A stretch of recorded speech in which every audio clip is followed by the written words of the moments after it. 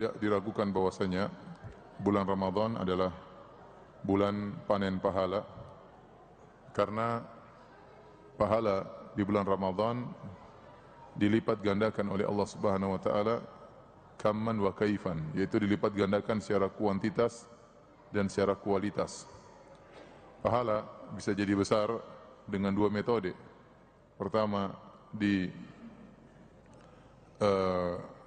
ditingkatkan kuantitasnya, dilipat gandakan menjadi 100 kali lipat, menjadi 700 kali lipat, ila adhafin katsira, sampai berlipat-lipat, terserah Allah Subhanahu wa taala.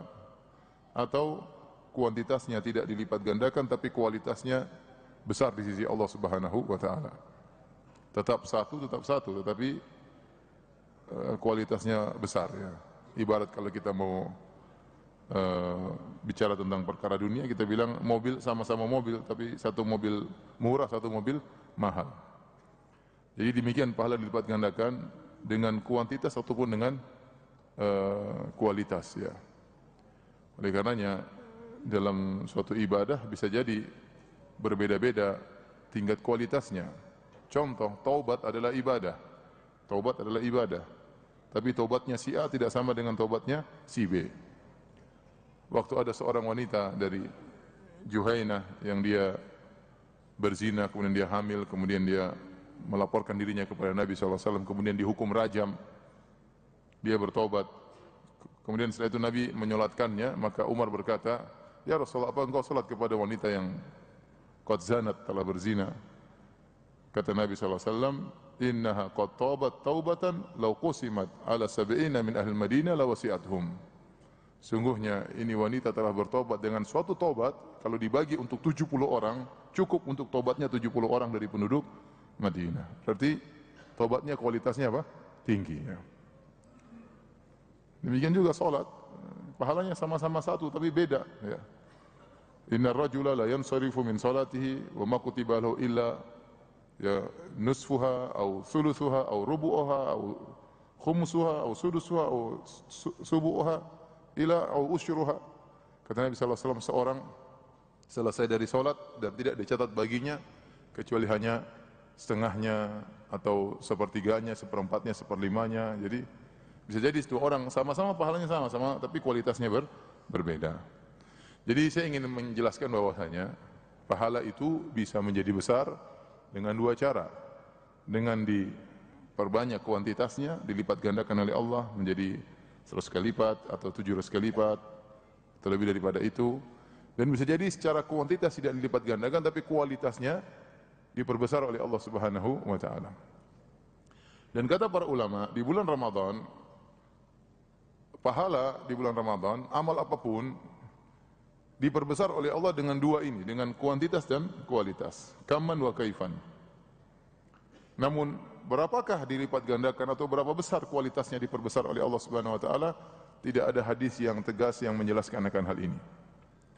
Datang dalam satu hadis bahwasanya orang yang beramal sunnah di bulan Ramadan pahalanya seperti ibadah fardu. Dan kita tahu ibadah fardu, ya,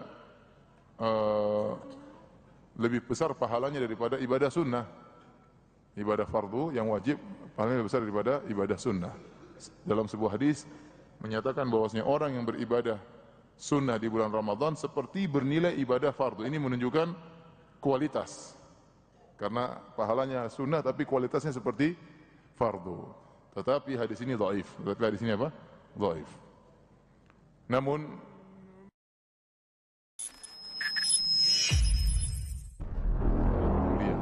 ibadah antum dilipat gandakan 72.000 kali lipat.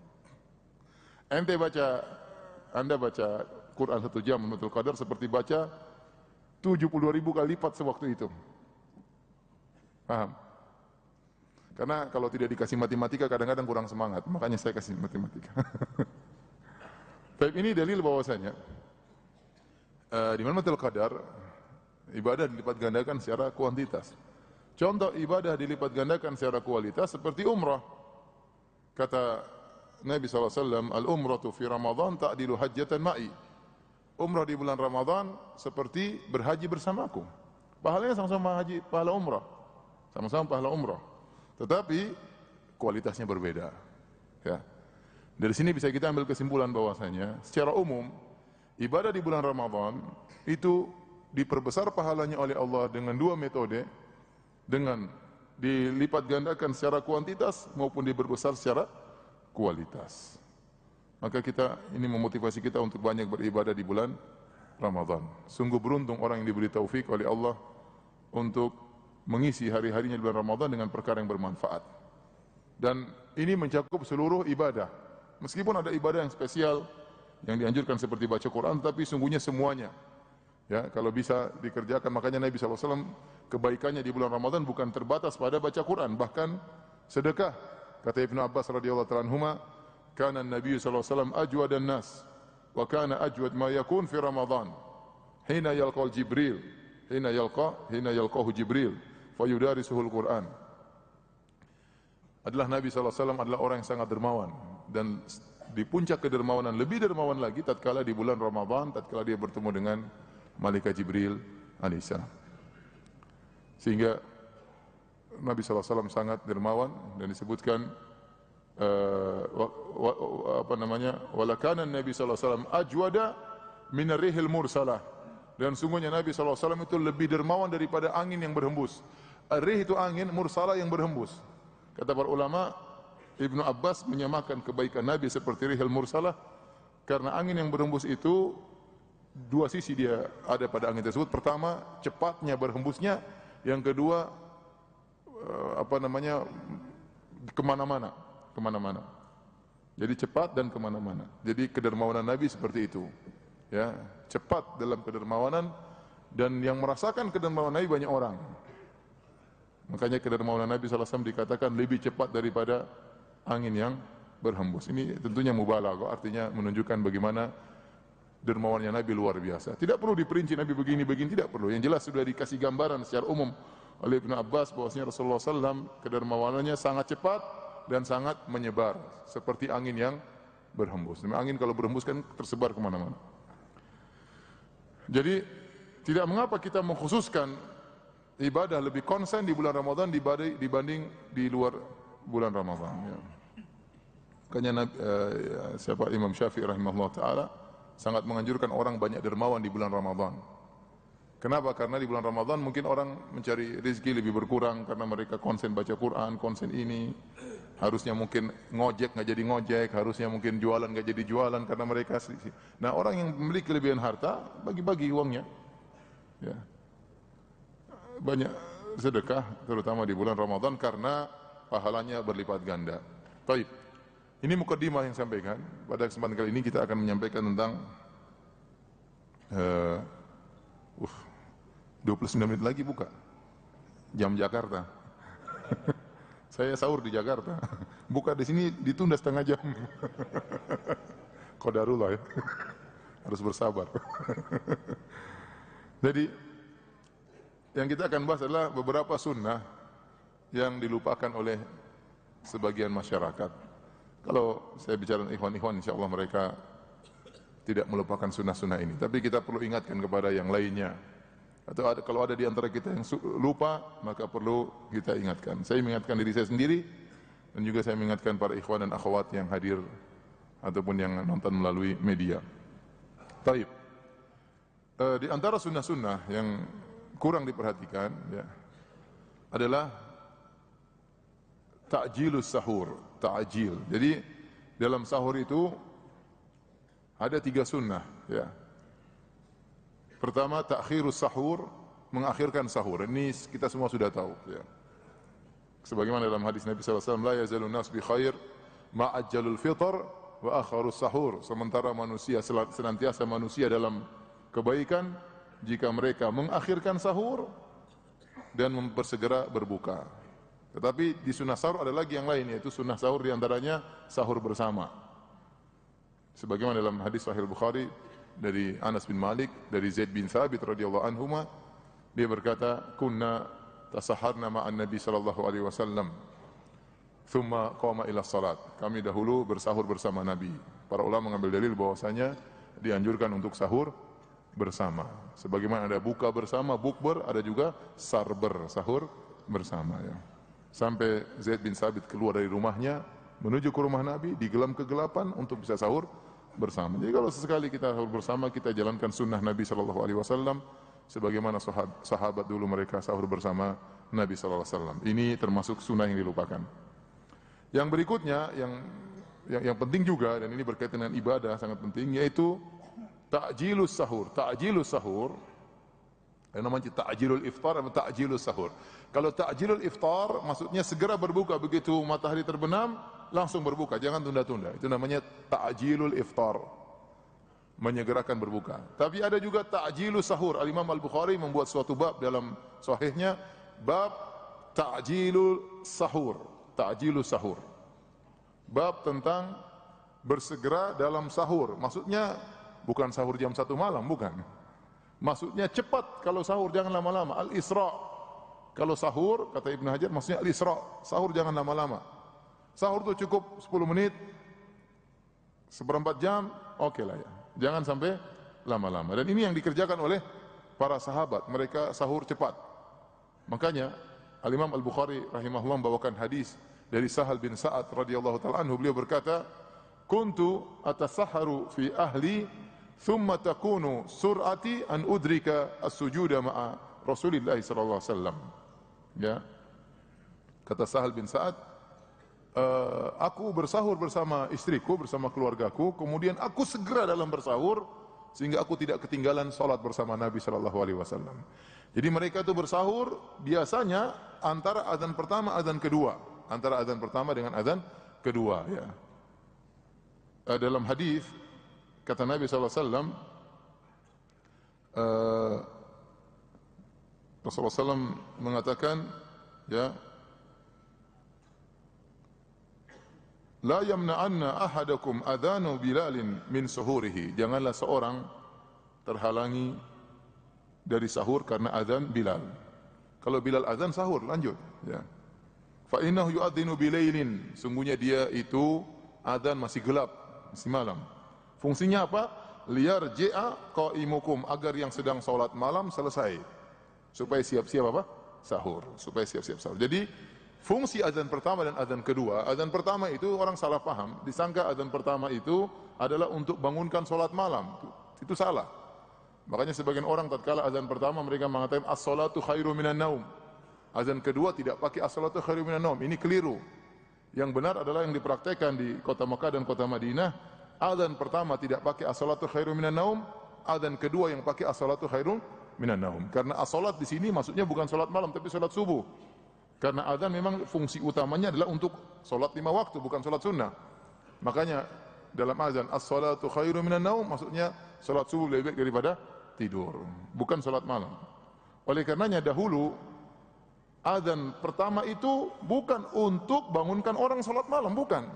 Tetapi agar orang yang salat malam jangan kebablasan sehingga nanti salat malam sampai subuh. Makanya kata Nabi sallallahu alaihi wasallam, liyarji qaimukum, agar orang yang sedang salat malam selesai supaya siap-siap apa? Sahur. Makanya jarak antara azan pertama azan kedua dahulu tidak lama. Kata Nabi sallallahu alaihi wasallam, inna bilalan yu'adzinu bilail fakulu washrabu hatta yu'adzina ibnu ummi maktum. Kata Nabi sallallahu alaihi wasallam, sungguhnya Bilal azan masih gelap, maka makanlah dan minumlah sampai kalian mendengar azannya ibnu ummi maktum, sampai azan kedua. Kemudian sang perawi yaitu Ibnu Umar berkata, ya, walam yakun bainahuma illa an yanzila hadza wa yarqa hadza. Adapun jarak antara, kata Ibnu Umar radhiyallahu anhu, jarak antara azan pertama azan kedua, kata beliau, illa an yanzila hadza wa yarqa hadza. Cuma Bilal turun, Ibnu Maktum naik, selesai. Jaraknya pendek. Kata para ulama menafsirkan perkataan Ibnu Umar ini, jarak antara azan pertama azan kedua, yang satu turun satu naik, maksudnya Bilal setelah azan pertama dia duduk berdoa sambil menunggu fajar. Karena Ibnu Maktum orangnya buta, jadi tidak lama. Kemudian setelah mendekati fajar segera dia turun, dia kasih tahu Ibnu Maktum. Ibnu Maktum siap-siap, kemudian naik azan. Jadi jarak taruhlah 15 menit, kurang lebih. Itulah biasanya para sahabat mereka bersahur di waktu-waktu itu. Ya, kulu washrabu, inna Bilalan yu'adzinu Bilal. Jadi mereka selesai sholat malam sampai mendengar azan Bilal. Setelah itu mereka siap-siap sahur, kemudian mereka sholat subuh. Ini dalil bahwasanya mereka sahurnya tidak panjang, 15 menit, 20 menit. Makanya saya katakan ikhwan, jangan antum lalaikan waktu-waktu mulia di sepertiga malam yang terakhir. Itu waktu sangat mulia. Yang kata Nabi SAW, yanzilu Rabbuna tabaraka wa ta'ala hina yabqa thuluthul akhir minal lail. Sungguhnya Rabb kita turun di langit dunia tatkala tinggal sepertiga malam yang terakhir. Fa yaqul, kemudian Allah berkata, hal min mustaghfirin fa aghfirlah. Apakah ada hambaku yang mohon ampun akan aku ampuni? Hal min da'in fa astajibalah. Apakah ada hambaku yang berdoa akan aku kabulkan doanya? Hal min sa'il fa utiya su'lah. Adakah hambaku yang memohon akan aku kabulkan permohonan? Jadi Allah lagi nyari-nyari hambanya. Nah, antum kalau bangun sahur jam 2:30, antum baca Quran. Atau antum mau salat lagi boleh. Ya. Baca Quran malam hari itu memiliki keutamaan spesial. Jangan antum sahur dari jam 3 sampai 4:30, kelamaan. Azan subuh jam berapa di sini? 5 kurang 10. Ya antum sahur 4:30 lah. Atau jam 4:20 antum sahur. Setengah jam lah paling maksimal. Sebagian orang sahur dari jam 3, bayangkan. Sahur dari jam 3, duduk sahur, ngobrol sahur, misalnya makan ini ganti, ini makan keripik, makan pisang gorengnya. Ya 1,5 jam sendiri ente sahur. Buang-buang waktu. Coba antum 1/2 jam baca Quran aja tiap hari antum 1/2 jam. Kalau orang baca cepat bisa 1 juz. Maka jangan, ini waktu-waktu sangat mulia. Sepertiga malam yang terakhir. Jadi kalau bangun, istri lagi masak, ya udah antum baca Quran. Jangan antum ikut masak, masak sendiri. Biar istri masak. Kalau perlu istri suruh ngaji, ente yang masak, enggak apa-apa. Jangan dua-duanya masak. Jadi biar waktu bisa bermanfaat. Ini saya ingatkan untuk saya pribadi. Biasakan diri kita kalau kita bangun 3:30, wudu, sikat gigi, buang air, baca Quran. Tunggu sampai makanan apa? Siap. Karena sunnahnya makan sahur tidak lama-lama. Sunnahnya makan sahur tidak lama, sebentar, 1/4 jam oke lah. 1/2 jam oke lah, saya duduk sebentar ngobrol sama istri, minum teh, selesai. Jangan sampai makan sahur 1 jam, 1,5 jam. Sebentar udah cukup. Sisa waktu itu buat kita baca Quran. Saya ingatkan, ada keutamaan baca Quran di malam hari. Secara umum baca Quran kapan saja, siang, malam, oke lah, bagus. Tapi datang sebagian riwayat menunjukkan pentingnya baca Quran di malam hari. Seperti dalam hadis kata Nabi SAW, inna siyama wal qur'ana yashfa'ani lil abdi yawmal qiyamah. Sungguhnya Quran dan puasa akan memberi syafaat kepada seorang hamba pada hari kiamat kelak. Fayaqulu siyam, maka puasa berkata, ya Rabbi, mana'tuhu minat ta'ami wa syahwa, fasyafi'ni fihi. Ya Rabbku, sungguhnya saya puasa telah melarang dia, mencegah dia untuk makan dan syahwatnya, maka berilah izin kepadaku agar aku beri syafaat kepada hambaku ini. Karena pada hari kiamat kelak amalan akan datang dalam bentuk bisa berbicara, seperti seorang kalau masuk dalam kuburan akan datang amalnya. Kalau selama ini di dunia dia beramal soleh, akan datang seorang berwajah tampan, baunya harum, pakaiannya indah, kemudian berbicara dengan dia. Akhirnya orang di kubur berkata, man anta, siapa engkau? Kata dia menjawab, ana amaluka soleh, saya dulu amalmu yang soleh waktu di dunia. Saya adalah baktimu kepada orang tuamu, saya adalah baca Qur'anmu, saya adalah sedekahmu. Datang dalam bentuk seorang wajah yang tampan, yang harum, yang ini. Tapi kalau dia beramal buruk, datang orang mengerikan, baunya busuk, dia tanya, siapa ente? Saya amal maksiatmu waktu di dunia. Saya ribamu, saya zinamu, ya, saya mata jelalatanmu, semuanya lengkap. Nah, pada hari kiamat kelak, Quran akan datang membela. Puasa akan datang membela sang hamba. Puasa mengatakan, ya Rabbi, mana'tuhu mina at-ta'am wa syahwah. Aku telah mencegah dia dari makanan dan syahwat. Fasyafi'ni fihi. Berikanlah izin kepadaku untuk memberi syafaat kepada si fulan. Wa qala al-Quran, dan Al-Quran berkata, ya Rabbi, mana'tuhu minan naum. Perhatikan sini. Ya Allah, aku mencegah dia dari tidur. Kenapa dia tidak tidur di malam hari? Dia baca Al-Quran. Fasyafi'ni fihi. Berilah izin kepada aku untuk beri syafaat kepada dia. Jadi ini ada keutamaan baca Quran.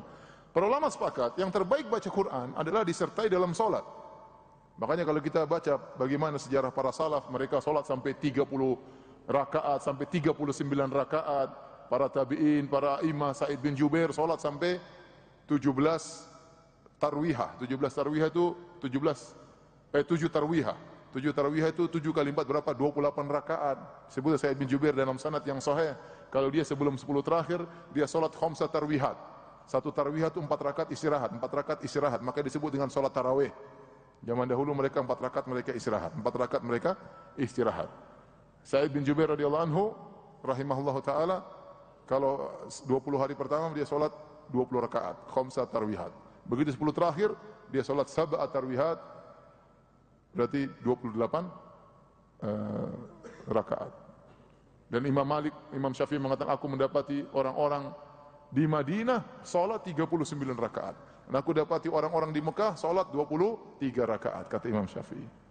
Kenapa Mekah 20, di Madinah 39? Orang-orang Madinah cemburu sama orang-orang Mekah. Orang-orang Mekah kalau mereka salat 4 rakaat berhenti, mereka tawaf. Habis tawaf mereka lanjut lagi 4 rakaat. 4 rakaat mereka tawaf lagi. Di Madinah mau tawaf di mana? Akhirnya mereka, orang Mekah tawaf, mereka tambah rakaat, sehingga mereka menyaingi penduduk Mekah dengan jumlah rakaat yang lebih banyak. Para ulama sepakat bahwasanya membaca Al-Quran dalam salat itu yang terbaik. Tapi kalau tidak bisa, ya baca biasa. Orang saya 11 rakaat sudah capek, ya silakan, nanti enggak usah salat lagi, baca Quran. Yang mau salat baca Quran dalam salat lebih baik. Kalau enggak, ya sudah baca Al-Quran saja. Makanya kata Allah Subhanahu wa taala, ya ayyuhal muzammil qumil laila illa qalila nisfahu aw inqus minhu qalila aw zid alayhi wa rattilil qur'ana tartila inna sanulqi alayka qawlan thaqila inna nashi'atal layli hi ashaddu wat'a wa aqwamu qila inna laka fin nahari sabhan tawila. Kata Allah Subhanahu wa taala, orang yang berselimut, bangunlah, salatlah malam engkau sepanjang malam kecuali sisa sedikit. Kalau malam itu 8 jam, 6 jam lah. Ya, kata Allah, salatlah qumil laila illa qalila, salatlah semalam suntuk kecuali sedikit. Tidak semuanya, tapi kurangi sedikit. Ya.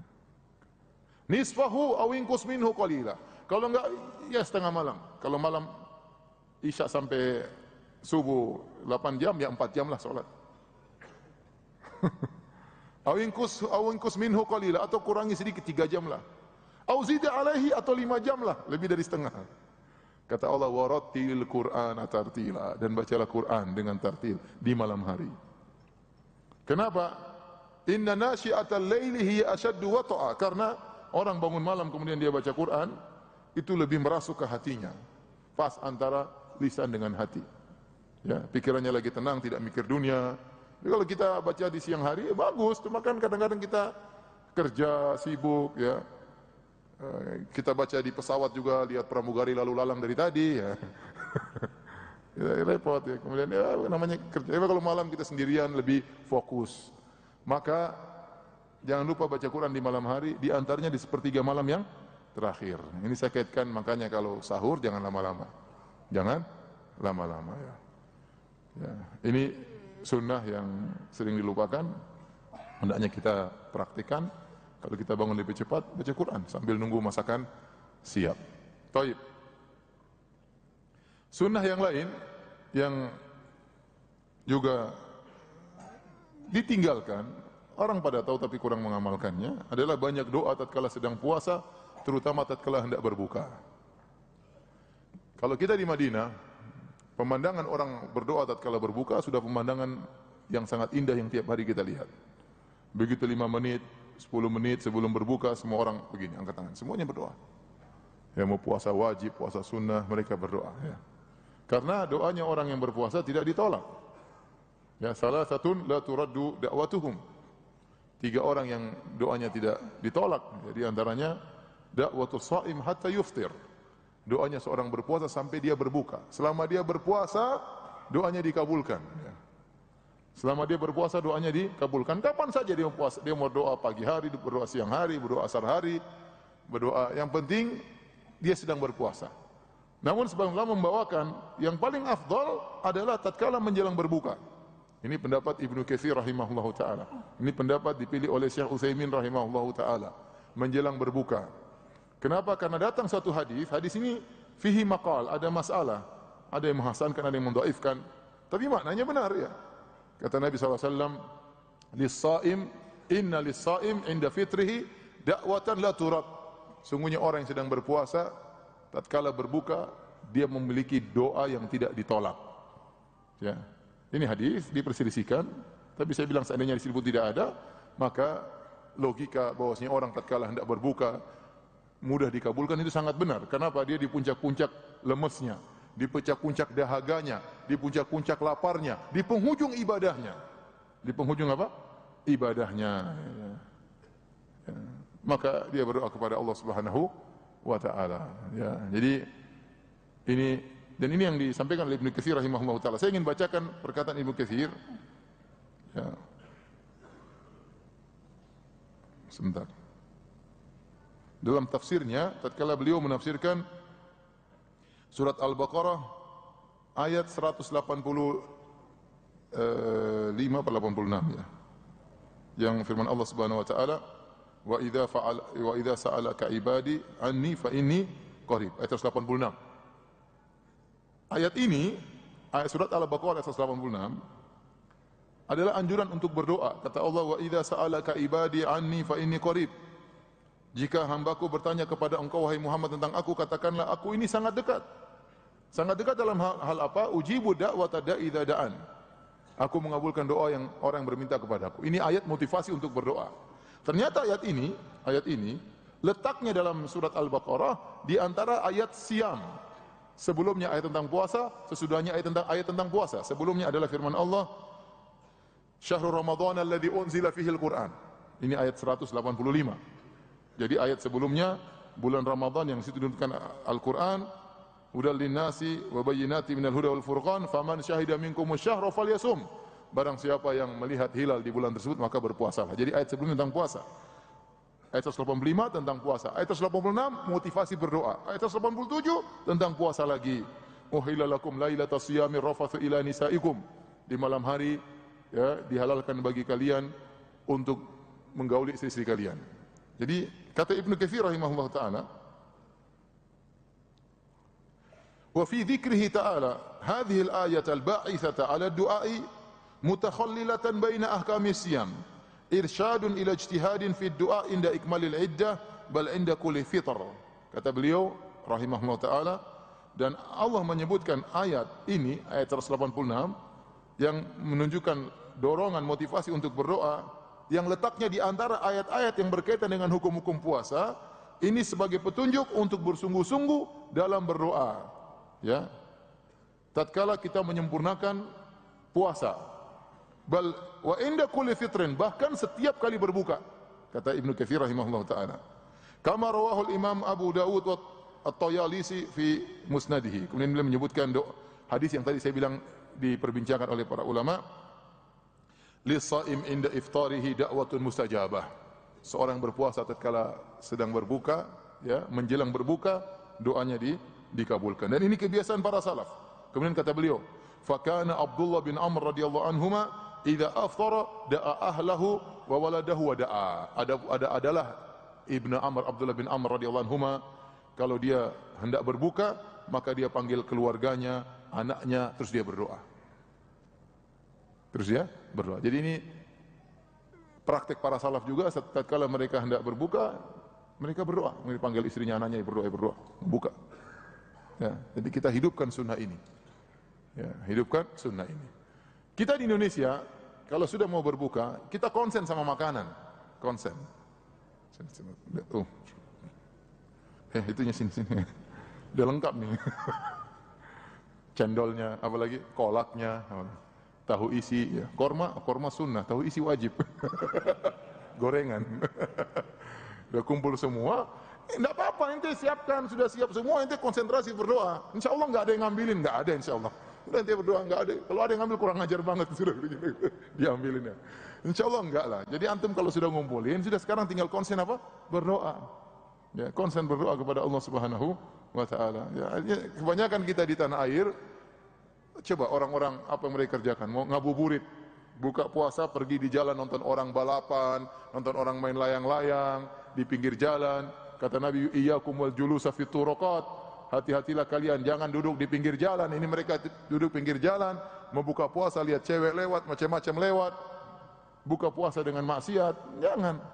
Ya, buka puasa sambil nonton sinetron, enggak.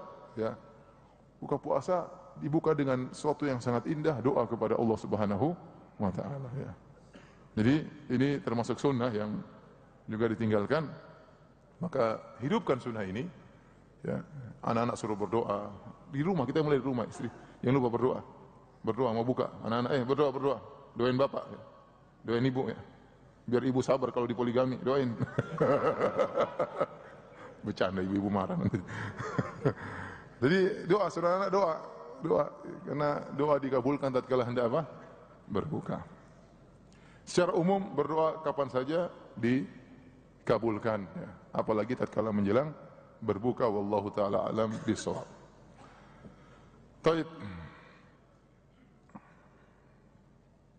Sunnah berikutnya,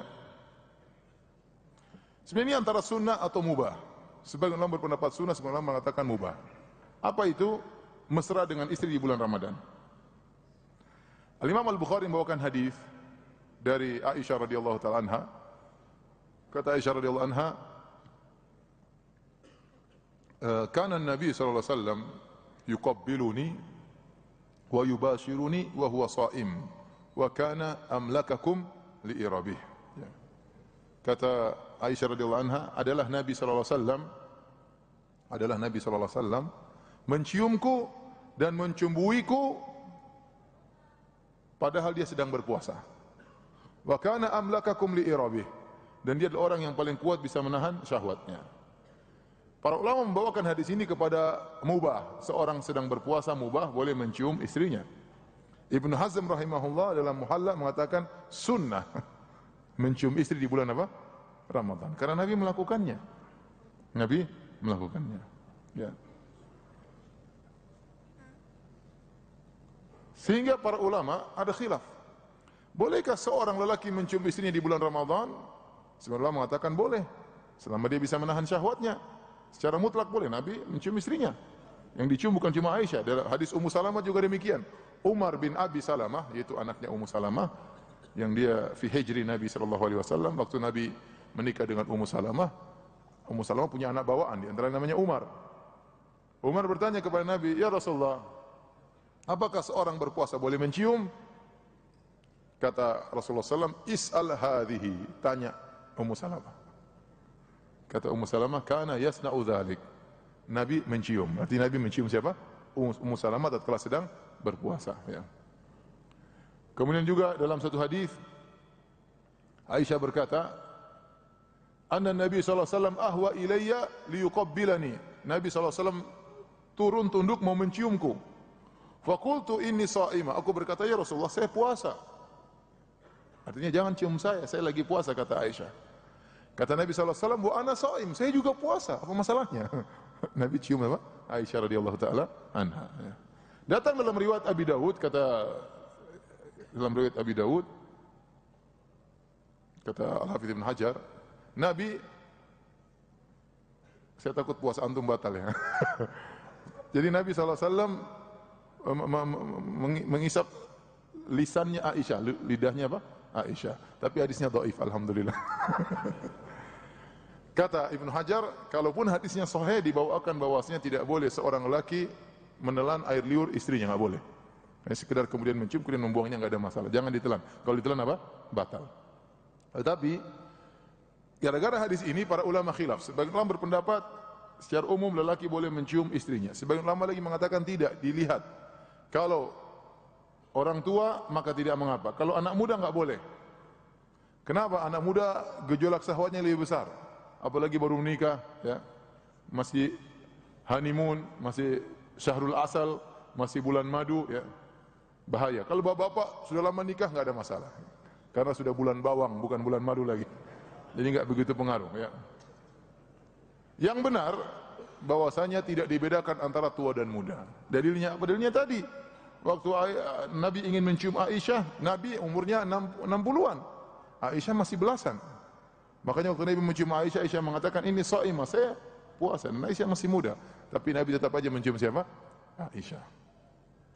Yang ingin saya sampaikan kepada antum sekalian, wahai bapak-bapak yang dirahmati oleh Allah Subhanahu wa taala, dan juga para jomblo yang menuntut ilmu, ya, sebelum menikah, ya. Yang menakjubkan di sini, inilah kesempurnaan Nabi kita sallallahu alaihi wasallam. meskipun dia sedang beribadah kepada Allah Subhanahu wa taala, dia tidak melalaikan hak istrinya. Makanya kita dapati Nabi SAW tetap mesra dengan istrinya meskipun dalam kondisi beribadah. Meskipun dalam kondisi beribadah. Contoh dalam hadis ini, Nabi sedang puasa, Nabi cium istrinya. Tidak ada masalah. Dia mencium istrinya. Kemudian juga dalam hadis dalam Sahih Bukhari, kata Aisyah radhiyallahu ta'ala anha, kana yaqra'ul Qur'ana wa ra'suhu fi hijri wa ana haidun. Adalah Nabi sallallahu alaihi wasallam, beliau baca Al-Qur'an sambil meletakkan kepalanya di pangkuanku padahal aku sedang haid. Nabi sallallahu alaihi wasallam murojaah tetap mesra dengan istrinya, iya tidak? Padahal Aisyah sedang haid, tapi Nabi tidak ingin menyedihkan Aisyah meskipun haid, Nabi tidak menjauh darinya. Bahkan murojaahnya Nabi terhadap Al-Quran tidak menghalangi dia untuk bisa dekat dengan istrinya. Antum tidak ada masalah antum berbaring istri atau sambil mijit istri, antum baca ya Quran sambil mijit-mijit istri, tidak ada masalah. Sekali-sekali antum pulang praktekkan hadis ini, antum taruh kepala di pangkuan istri, terus antum murojaah. Qul huwallahu ahad, Allahus samad. Lam yalid wa lam yulad. Masya Allah, Abi rajin ya. Kok suratnya nggak ganti-ganti? Ini surat Abi suka sekali surat ini ya. Jadi Nabi SAW meskipun baca Quran tetap mesra kepada apa? Istrinya. Jangan sok alim ya. Abi lagi merojak. Nabi santai aja dibaca Quran di pangkuan istrinya. Lihat bagaimana sempurnanya akhlak Nabi SAW.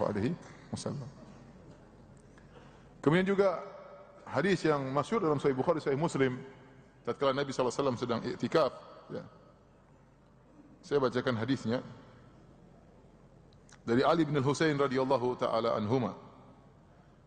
Anna Safiyata zaujan Nabi sallallahu alaihi wasallam akhbarathu. Safiyah mengabarkan kepada Ali bin Husain. Safiyah bintu Huyai bin Akhtab.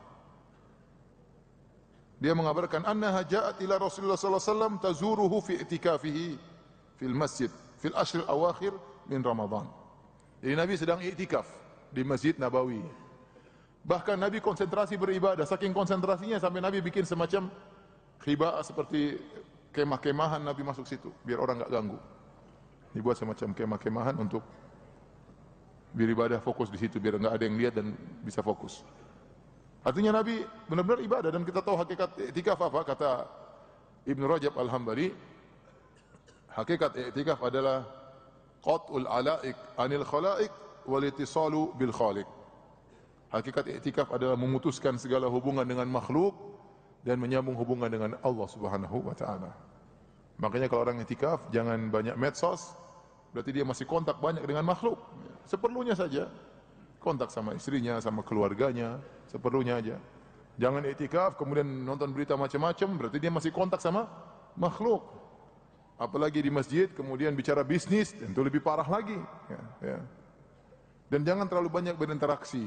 Ngobrol boleh sesekali, tapi bukan itu yang utama. Karena sebagian orang i'tikaf, kemudian dia rame-rame, 5 orang janjian di masjid Abu Darda misalnya, kemudian janjian kamu bawa pisang goreng ya, kamu bawa kopi, kamu bawa teh, kamu bawa gorengan, akhirnya ketemu ngobrol, warung kopi pindah ke Masjid Abu Darda gitu. Boleh ngobrol sekali-sekali, tapi bukan itu utamanya, karena utamanya adalah kita konsen beribadah kepada Allah. Tetapi yang mengherankan, Nabi di 10 malam terakhir di Masjid Nabawi sedang i'tikaf, dia dikunjungi oleh istrinya Safiyah. Annaha ja'at ila Rasulullah SAW tazuruhu fi i'tikafihi. Dia datang kemudian menziarahi Nabi tatkala Nabi sedang i'tikaf di Masjid Nabawi 10 hari terakhir di bulan Ramadan. Fatahaddathat indahu sa'atan. Kemudian dia ngobrol sama Nabi beberapa saat. Nabi ngobrol sama istrinya sedang i'tikaf. Thumma qamat tanqalibu, kemudian dia berdiri, Safiyah hendak pulang. Faqama Nabi sallallahu alaihi wasallam ma'aha yaqlibuha. Maka Nabi pun berdiri ngantar Safiyah pulang. Dalam riwayat yang lain, Safiyah berkata, faqala li Safiyah binti Huyai, maka Nabi berkata kepada Safiyah waktu Safiyah mau pulang. Kata Nabi, la ta'jali, jangan terburu-buru, sebentar. hatta ansarifa ma'aki, sampai aku nemani engkau pulang. Ya, bayangkan, Nabi SAW bukan ngobrol, udah selesai, udah pulang. Enggak. Ya. Nabi berdiri nemani dia pulang. Para ulama khilaf, apakah Nabi keluar dari masjid atau cuma sampai di pintu masjid. Dalam sebagian riwayat sampai pintu masjid, ada yang sampai dalam riwayat sampai keluar. Sebagian ulama memandang bahwasanya Nabi antar Sofia sampai pulang ke rumah, karena rumah Sofia tidak jauh dari Masjid Nabawi. Ya. Di sebelah utara Masjid Nabawi, utara sebelah kanan, ya, sebelah belakang. Jadi Nabi SAW sedang sibuk itikaf, dia berhentikan itikafnya untuk ngobrol sama istrinya. Bukan cuma itu, dia keluar dari masjid untuk ngantar apa?